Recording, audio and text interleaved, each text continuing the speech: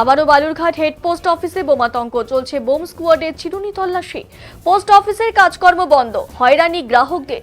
উল্লেখ্য, গত ফেব্রুয়ারিতে একই রকম হুমকি মেল এসেছিল, যা কার্যত ভুয়ো প্রমাণিত হয়। এদিন বালুরঘাট হেড পোস্ট অফিস সূত্রে জানা গেছে, পোস্ট অফিসে পাসপোর্ট কেন্দ্রে আরডিএক্স মজুত রয়েছে।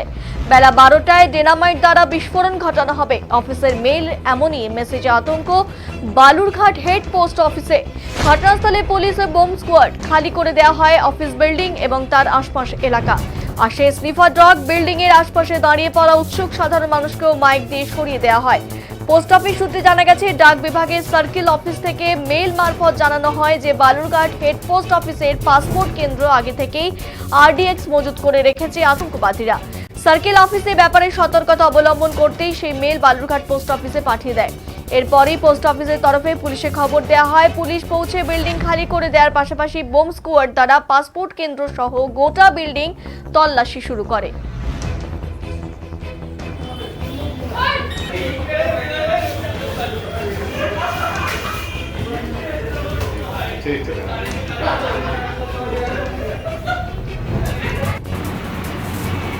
এসেছে, আমরা আমাদের প্রপার চ্যানেল দিয়ে পেয়েছি যে আজকে পোস্ট অফিসে সামাও কোনো অর্গানাইজেশন, টেররিস্ট অর্গানাইজেশন বোমা দিয়ে উড়িয়ে দেবে বিশেষত পাসপোর্ট অফিস, আমাদের যে পাসপোর্ট সেন্টার আছে ওইটা উড়িয়ে দেবে বলে বোমাতঙ্ক এসেছি। পুলিশকে খবর দেওয়া হয়েছে, সেই জন্য আপাতত টেম্পোরারিলি খালি করে দেওয়া না।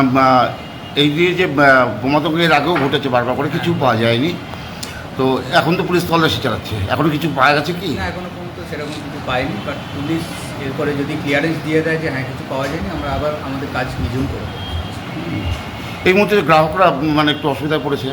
ন্যাচারালি সেটা আমরাও বুঝতে পারছি, কিন্তু যেহেতু ইলেকশনের সময় তার উপরে বাইরের থেকে থ্রেট কল এসেছে, বোমাতঙ্কের ব্যাপার, এই জন্য আমরা রিস্ক নিচ্ছি না। পুলিশ তল্লাশি চালাক, কিছু যদি না পাওয়া যায় আমরা সঙ্গে সঙ্গে ক্লিয়ারেন্স দিয়ে দেবো এবং আমরা কাজ শুরু করব। স্যার, আপনার নামটা একটু বলুন। Kuntal Goswami. Thank you sir. এসেছে